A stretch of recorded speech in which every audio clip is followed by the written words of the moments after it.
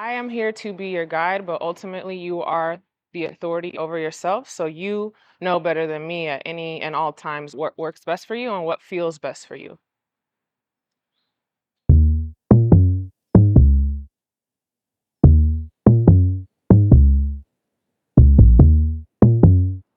My name is Angie Franklin. I am the founder and CEO of Afro Yoga. I was born in Madrid. My dad was stationed in Seoul, Korea for 1 year that he did by himself. When he came back, me, my mom, and my dad all went to Italy. We stayed a year in southern Italy on base. And then we came back to Spain for another year. I got the old school album. I have a very vivid memory of my childhood, and I had an incredible childhood and traveled a lot when I was young and got to meet people from all walks of life. It was me, my dad, my mom, and my two brothers. And when I came to the States, that's when I kind of had the second part of my life that was the only childhood. So I really, really treasure these memories. This is our old house in Javea on the southeastern coast of Spain. This is my nanny, Paki. She took care of me for a long time. This is her mother and her sister, and we spent a lot of time in this house. This is like classic Spain right here. Look at this. Aceitunas, olives. Like, this is my favorite thing still to this day. And it's just so Spanish. A baguette, some chips, some olives, and some Coca-Cola. I mean, it's like classic. And this is in the early 90s, late 80s. My dad, probably one of the coolest cats I know. I'm telling you, man, dad was fly, okay? I got that from him. My mom was always dressing me up too with all kinds of stuff. What's the Christmas fit? We met so many cool people too while we traveled around and on base. Like, I have extended family. If you've been in the military, you kind of make your family like the people that you're around and spend time with. My second grade pictures. I can't believe I still have these. If anybody wants a what are these? 2x3s. If anybody wants one of these, I got you. Still got some of them. Grandpa was smooth too, in the turtleneck and the red leather chair. I mean, And some of the older photos. This is on my dad's side, my grandpa, grandma, my Uncle Daryl, my dad, and my Aunt Sharon. So this is the Franklin side of the family. My nephews, when they were so little, oh my gosh, on the rooftop there outside of Barcelona in a town called Sabadell. I'm so grateful for those memories and for that time in my life. Okay, so fresh pineapple. This is really good to just clean out your intestines. A red bell pepper, super high in vitamin C. I love food. I'm absolutely a foodie. My experience in Spain has really added to that part of me and that richness. It definitely plays a role also in the way that I do business because I want other people to be sort of embalmed in that. In Spain, every day at 2 o'clock, everybody's at home eating with their family. Like the entire country, basically. And everything shuts down from 2 to 4 siesta time. So I think it taught me a lot about the balance of life, about the things that are important in life, about the value of family and friendships, and how food brings people together. I love cooking for my friends when they come over. If you know, you know. If you've been at my house, you know. We eat through courses like the appetizer, the main, the dessert, the drink. Like, it's a whole experience. And I think my life, I live in that way where I like things to be an experience.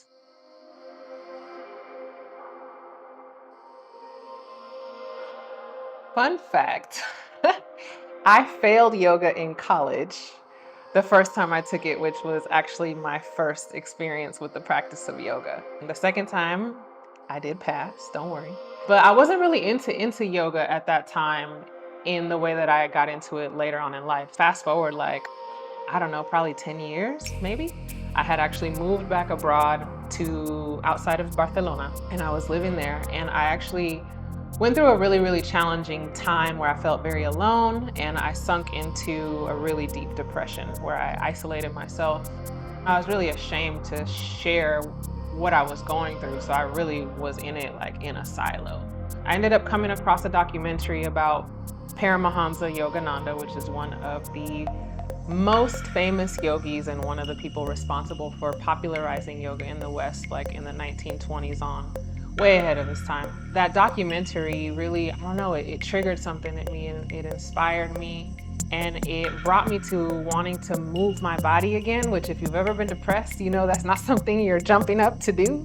Depression is a very stagnant experience. Just moving my body alone was already like a major step forward. And I started practicing the little bit that I knew from college.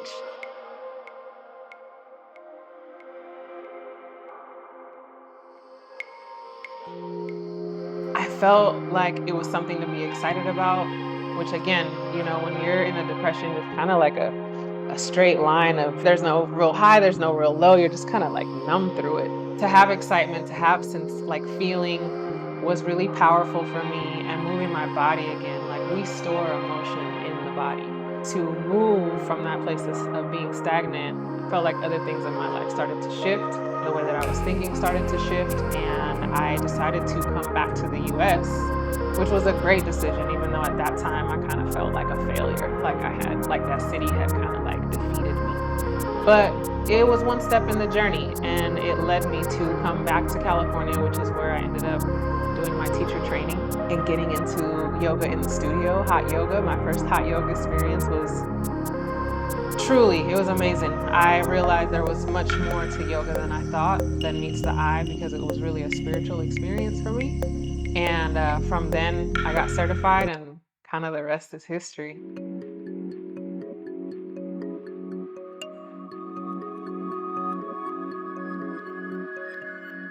I wanted to do retreats to see what it could be like to have an extended time period to really dive deeper into the practice and into some of the wisdom. I already see such a huge transformation in people from the time they enter the class to the time that they leave it. So I figured that having more time with them could really be transformational for them. And I found that to be true. So they've continued to expand. We started 3 days, 4 days, 5 days. I think 5 days is where we're gonna stop right there. But I see people come in and they've got the heaviness of life on them, and you can feel it. And people leave looking light, feeling renewed, feeling rejuvenated. I think also taking people outside of their normal zone is huge. You gotta get away from it sometimes in order to really see things for what they are. And of course, we feeding them good. They got the good plant-based stuff going on. All the juices and the teas and all the love that's poured into the food, the workshops and things that we do that dive a little bit deeper. So for me, what's really important to me in retreat experiences is to make sure that people feel that they got more out than they invested in. Like outside of the monetary value in terms of just like a luxury experience, but the tools that you can take with you, the reflections, the insights, the things you've learned about yourself, the elements that we infuse the retreat with, how you can pull those and take them into your life. There's so much focus on, we gotta make ends, there's more to do, there's a bigger goal. So I really want people to come back to just being human beings at those retreats and stripping everything else away. And then on the breath in, let your belly drop towards the earth and bring your chest and your tailbone up to the sky. Good. On the exhale, press into the earth and round your spine. Beautiful. I think seeing people go from thinking yoga isn't for them, or that it's just for skinny white women, if I may be so frank, who have, disposable income, to realizing that they have this practice or wellness practices even in their own heritage and roots, and the mental shift and transformation that creates in a person from feeling like you're on the outside of it and you don't belong and you're not welcome, to actually knowing that you come from it, is incredibly empowering for people. And I think it really encourages them and inspires them to practice, to learn more, to dive into the education around it and the history. So I think it's been a powerful tool for knowledge of self and a powerful tool for well-being. I always say that for us, yoga and wellness is a tool for like liberation, not something for luxury. It's a whole different perspective and approach. We have seen an incredible rise of yoga teachers of color, wellness professionals in general, mental health therapists. we're expanding and broadening the topics around what does it mean to be Black and brown on a wellness journey, on a healing journey. And it's been incredibly important for us because I think it's allowed us to tap into other parts of ourselves that maybe we were ignoring or putting to the side, and really, really look at, how do I move through and live in this life feeling good, feeling safe in myself, honoring who I am. And I think wellness practices, because they're so reflective, support you in the journey of like rediscovering and or expanding into the best version of who you are. And I think that isn't that what we all want, just to be the best version of ourselves. So I think this has been a great conduit for that.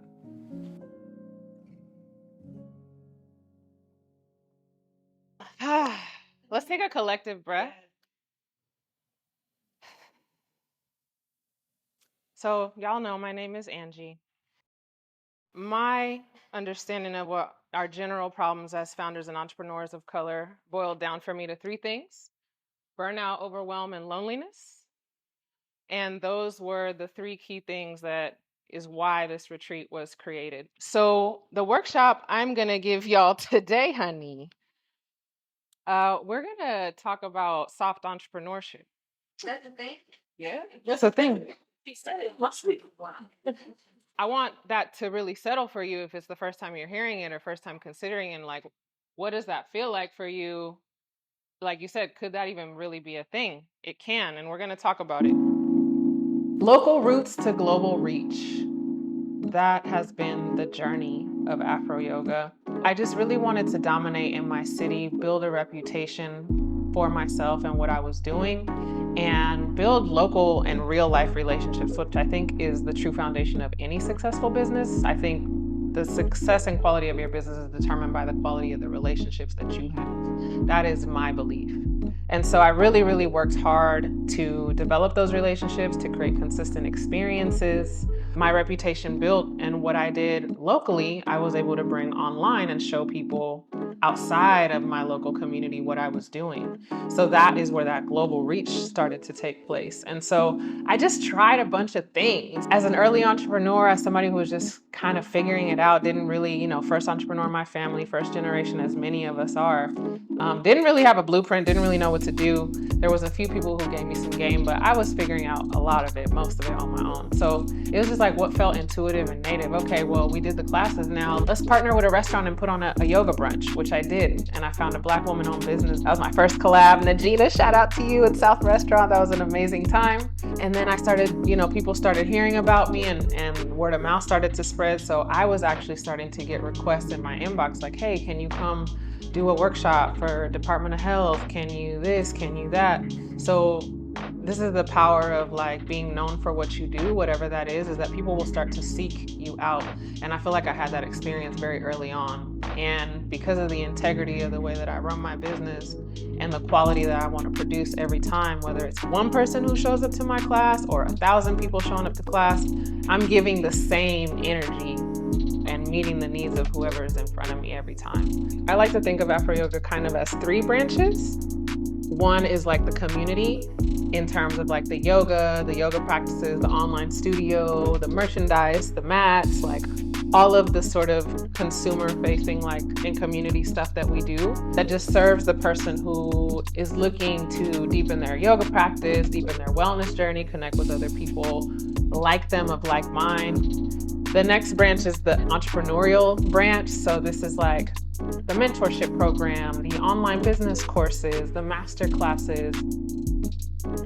I've definitely taken an each one teach one approach. So it's like, as I learn things, I develop them into courses, master classes, programs, whatever, or add to what's existing to make it more robust and make it more complete and thorough. So as I learn, I teach. So the entrepreneurial piece is a big one, and that is really where I focus on other entrepreneurs that are in the wellness space or aspiring entrepreneurs, wellness professionals, be they yoga teachers, astrologers, herbalists, vegan chefs. I've had all those kinds of people that I've mentored. So that's been really rewarding. And then the last bucket is kind of like the corporate partnerships. I've had the pleasure of teaching yoga inside of the Sacramento Kings Stadium and partner with the NBA. I've taught classes for Microsoft. I've got some other collaborations, special stuff coming up. I was on a podcast with Duolingo. I mean, I've had some really awesome experiences, all kinds of universities that I've worked with. It's been truly a pleasure.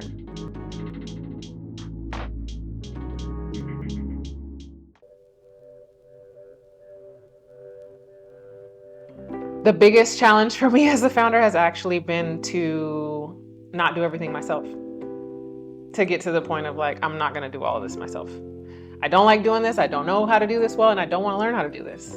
So I'm gonna hire somebody else to do it because I know the money's gonna be more than worth it. Like, I really, really appreciated and enjoyed spending time with all of you, and I feel charged up, which is not common for the experience that I feel coming out of something like this, because there's so much facilitation. And I will say that a tremendous part, if not 90% of that, is due to Tara and all of the space that Tara held, all of the organizing that you did, all of the love and care that you showed to everybody here. The space that you took up and held allowed me to really just be as well, which gave me the opportunity to show all of you the best parts of myself, to come in full energy, and to really be able to connect with those who I sat and connected with. I was able to be fully there with you and not thinking about shit. Are the snacks coming? This, that, and the other. And there's times when you have to, handle things, but I didn't have really a care because I trust and know that Tara was on it for you all. And also to see the love that y'all showed Tara as well was beautiful. Bringing on my assistant, my EA, Tara is beyond amazing and has literally changed my life to have an assistant. Like, it has literally changed my quality of life. So delegating, trusting others, and you got to be selective about who you choose, you know what I mean? And not everybody's going to care about your business the way you do. And so when you find people that are really invested, not only in your business and what you're about and in those values, right, but who you are as a person, it means a lot and it's very valuable to me. So slowly but surely expanding the team, and I am so protective of the community. I am so protective of what I've worked so hard to build, that I have pretty much built on my own back. I've had a great business advice from friends, from some close friends, but I mean, it's all, most of this is me, So you get really protective when you build something. And I think first and foremost, just wanting to ensure that the community still feels the same level of authenticity, and the heart of the brand remains regardless of the growth that we move into. So it's a fine balance. It's like when your mom and pop shop starts to expand and now they're getting so much business, they open another location and now the sandwiches ain't tasting the same as they tasted the first time. And so I just really want to make sure that like the essence of Afro Yoga remains as we grow and scale. So that's something I'm currently figuring out. I think the future of Afro Yoga is going where the people are going. We're moving into a more and more digital world. So in my mind, I'm thinking about Web3 and what does it look like to do yoga in a virtual reality space, because eventually we will arrive there. I think Africa is going to become one of the greatest places to be, not too far from now. And I think a lot of us are going to return. We're already seeing that. So I'm really, really wanting to spread more roots in Africa and reconnect there, and also back to my Spanish roots. So on a personal, selfish level, I guess you could say, just wanting to return and go back to something that feels grounding and nourishing, and, tap back into my roots in that way, but also thinking about the future and expansion. What does it look like for comedic yoga to be taught in Spanish, where the whole Latin world can have access to something like comedic yoga, especially because so many of them are of African descent or have African roots. So that's something I've been thinking about a lot. So digital space, I think we'll be occupying more of the digital space in the future. I think that we will also expand. I know we will also expand to the Latin speaking world.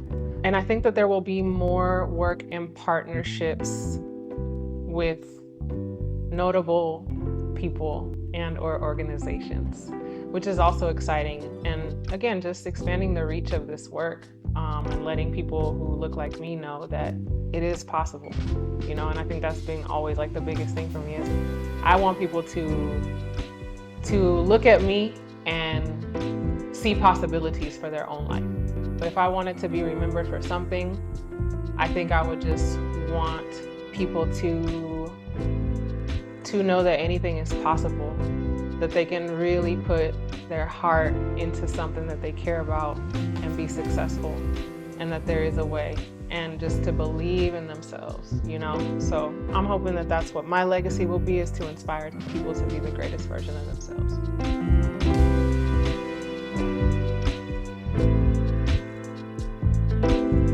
My name is Angie Franklin. I'm the creative visionary, founder, and CEO of Afro Yoga. And I am a queen at work.